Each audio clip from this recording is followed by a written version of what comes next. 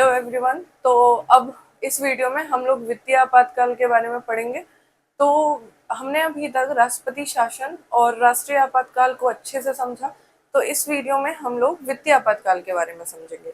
अब क्या है वित्तीय आपातकाल और वित्तीय आपातकाल का प्रावधान संविधान के किस अनुच्छेद में किया गया है, ये समझेंगे। तो देखियो, वित्तीय आपातकाल जो है उसके बारे में संविधान में अनुच्छेद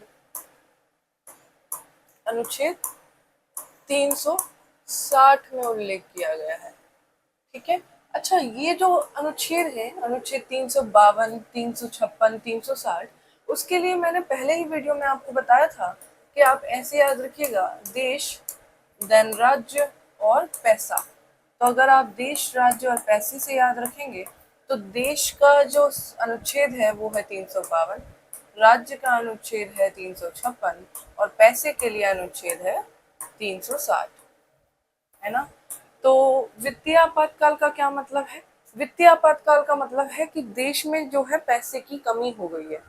और ऐसा नहीं है कि बस कमी हो गई है, इतनी कमी हो गई है कि देश का रोजमर्रा का जो कार्य है और जो गतिविधियां हैं वो भी ठीक से नहीं हो पा रही हैं। जो सरकारी कर्मचारी हैं उनको वेतन नहीं मिल पा रहा है। हम दूसरे देशों के साथ व्यापार नहीं कर पा रहे हैं, आयात नहीं कर पा रहे हैं चीजों का। तो हमारी जो नॉर्मल एक्टिविटीज हैं उनका क्या है, वो प्रभावित हो गई हैं बुरी तरह। और जैसे अब हमारे घरों में भी होता है, क्योंकि समय सदा एक सा नहीं रहता और कहते हैं ना कि पैसा हाथ का मैल होता है। तो उसके वजह से कभी तो बहुत अच्छी स्थिति होती है और कभी नहीं भी होती है। तो हम कहते हैं कि फाइनेंशियल क्रंच में चल रहे हैं, है ना। और उसके लिए फिर हमें किसी अपने मित्र से या किसी जानने वाले से अगर बहुत ज़रूरी है तो उधार भी लेना पड़ जाता है। तो ऐसी ही स्थिति जिसमें कहा गया कि यदि देश संकट की स्थिति में है, कैसा संकट, कि यदि देश की वित्तीय स्थिरता खतरे में है, देश की वित्तीय स्थिरता खतरे में है,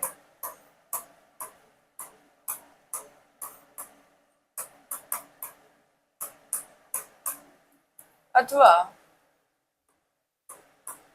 जो देश की साख है वो संकट में हो। ठीक है। तो या तो वित्तीय स्थिरता खतरे में हो अथवा देश की साख संकट में हो। वित्तीय स्थिरता से तो आपका मतलब समझ में आया कि वित्तीय स्थिरता का ये मतलब हुआ कि इतना पैसा है कि काम सामान्य रूप से चल सके। लेकिन साख संकट में होने का क्या मतलब है? साख को इंग्लिश में क्रेडिट बोलते हैं। और क्रेडिट का ये मतलब है बेटा कि मान लीजिए मैंने आज अपने किसी मित्र से 500 रुपये उधार लिए और यदि मैं वो 500 रुपये जल्दी नहीं लौटा पाती हूँ या बहुत आराम से नहीं लौटा पाती हूँ, उसको बार बार मुझे बोलना पड़ रहा है कि आपने मुझसे 500 रुपये लिए थे, मुझे 500 रुपये लौटा दीजिए। तो ऐसी स्थिति में मेरी साख खतरे में आ जाती है, मेरी साख संकट में आ जाती है और मेरी साख खराब हो जाती है अपने मित्र के सामने। तो इसका क्या तात्पर्य है कि अभी मैंने 500 रुपये लिए थे और 500 रुपये लौटाए नहीं, तो यदि कभी मुझे आगे जाकर के 5,000 या 1,000 रुपये की जरूरत पड़ेगी तो वो मित्र मुझे प्रदान नहीं करेगी। क्यों? क्योंकि मैंने उसके 500 नहीं लौटाए, मैं 5,000 कैसे लौटा दूंगी, है ना। तो इसका मतलब ये है, साख संकट में होने का ये मतलब होता है कि दुनिया में बाहर के लोगों को, बाहर के देशों को भारत पर कितना भरोसा है कि भारत पैसे लौटा देगा उधार लेने के बाद।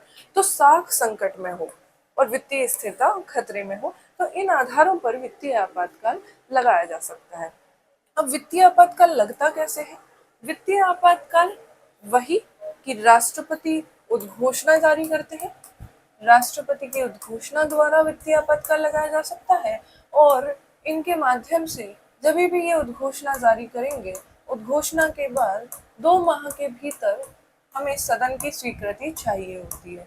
तो 2 माह के भीतर सदन की स्वीकृति चाहिए, जैसा हमने राष्ट्रपति शासन में भी देखा था कि 2 माह के बीच यदि मान लीजिए लोकसभा भंग है, लोकसभा नहीं है, तो फिर राज्यसभा स्वीकृति दे दे 2 माह के भीतर, और लोकसभा जब आए तो लोकसभा अपने गठन के 1 माह के भीतर भीतर 1 माह के भीतर भीतर वो स्वीकृति दे दे। बात आई समझ में कुछ कुछ कि कैसे हमने वित्तीय आपातकाल और राष्ट्रपति शासन को कनेक्ट किया। देखिए, राष्ट्रपति शासन जो है वो देश में कई बार लगाया जा चुका है, कई राज्यों में तो कई कई बार लगाया गया है, लेकिन जो वित्तीय आपातकाल है, वित्तीय आपातकाल आज तक नहीं लगाया गया। हालांकि संकट की स्थिति बनी 1991 में, 2008 में और 2020-21 में कोविड के समय 3 बार वित्तीय संकट की स्थिति बनी, लेकिन भारत सरकार ने उन्हें राजकोषीय मौद्रिक नीतियों के माध्यम से कंट्रोल कर लिया।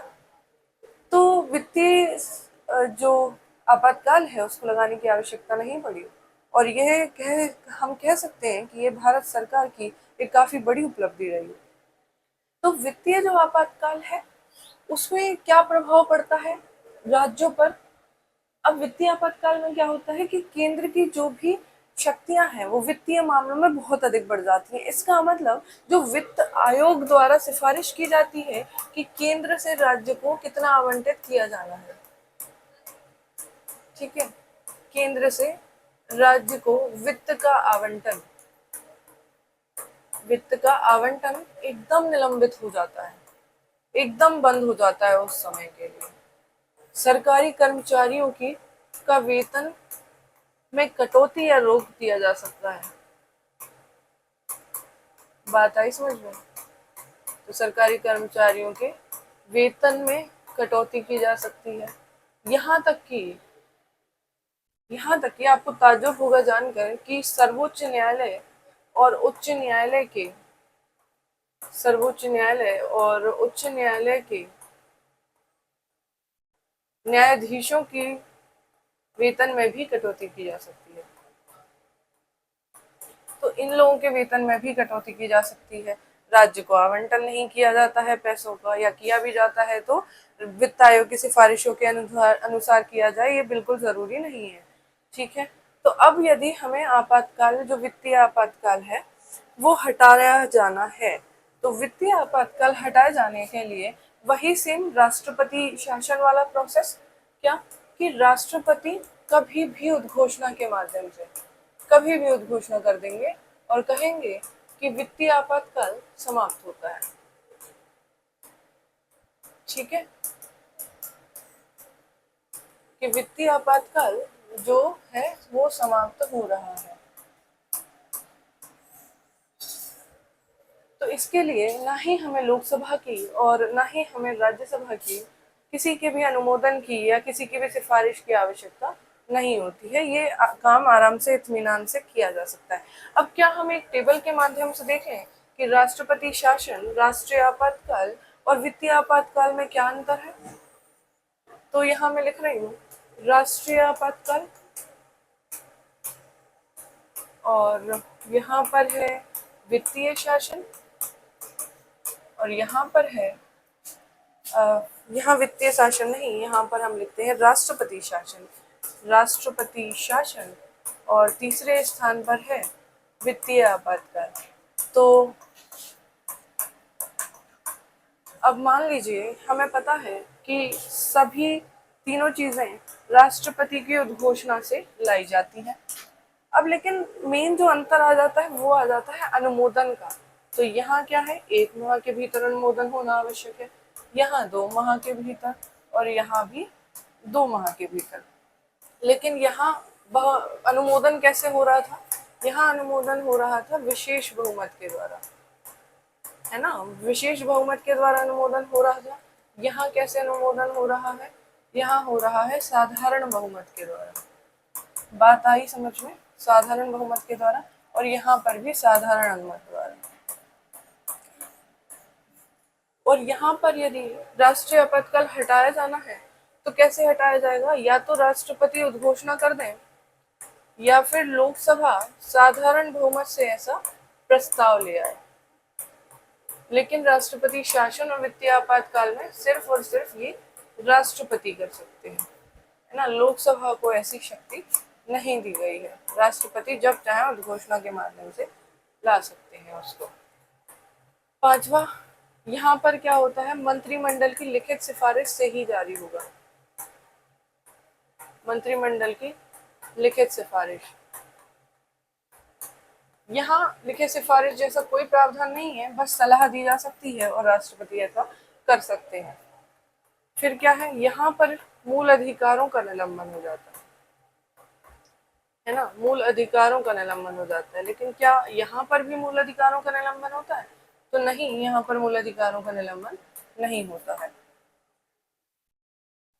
ठीक है, यहाँ क्या होता है कि राज्य विधानसभाएं निलंबित नहीं होती, हो भी सकती है नहीं भी, लेकिन जनरली नहीं होती हैं। सामान्यतः राज्य विधानसभाएं निलंबित नहीं होती, बस संसद उन पर यह आक्षेप लगा सकती है, यह अंकुश लगा सकती है कि आप कानून ना बनाएं, इस विषय पर कानून हम बनाएंगे। तो राज्य विधानसभाएं निलंबित नहीं होती, लेकिन राज्य विधानसभाएं यहाँ पर भंग या निलंबित हो जाती है, और राज्य विधानसभाएं भंग या निलंबित यहाँ भी नहीं होती। तो बात आई समझ में? इस तरीके से एक कंपैरिजन टेबल के माध्यम से हमें ये पढ़ना चाहिए। ठीक है, हुआ क्लियर? तो अभी हमने राष्ट्रपति शासन, राष्ट्रीय आपातकाल और वित्तीय आपातकाल तीनों कवर कर लिए हैं। आशा है आपको समझ में आ रहा होगा और आप चीज़ों को अच्छे से कनेक्ट कर पा रहे होंगे। ये ऐसा विषय है जहाँ पर बहुत ज़्यादा कंफ्यूजन होती है एस्पिरेंट्स को, और एग्जाम में अगर क्वेश्चन आ जाता है तो 2 माह 1 माह इसमें कंफ्यूज होते हैं, बहुमत में कंफ्यूज होते हैं हम लोग, है ना। राज्य विधानसभाएं निलंबित या भंग होती हैं या नहीं होती, इसमें भी कंफ्यूजन होते हैं। तो आई होप अब आप लोगों को चीज़ें क्लियर होंगी कि कैसे करना है, कैसे पढ़ाई करनी है। ठीक है, चलिए इसके अब हम इस वीडियो को एंड करते हैं। Thank you.